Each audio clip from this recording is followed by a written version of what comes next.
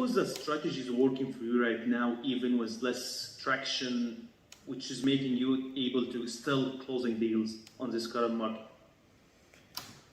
Yeah, I think the type of deals that we're looking for now and the type of deals we're doing, we are focusing a lot more on A class, either straight from the developer or actually ground up, building from the ground up projects is where we found more opportunity. Your typical C class or B class value add deal,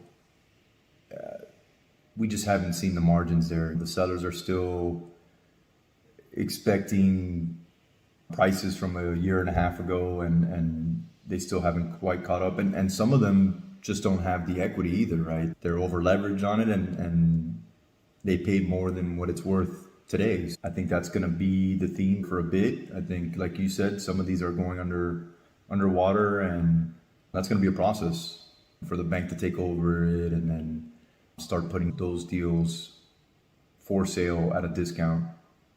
So I think we're a little early on that whole process, but we should start seeing more of those pop up towards the end of the year and next year.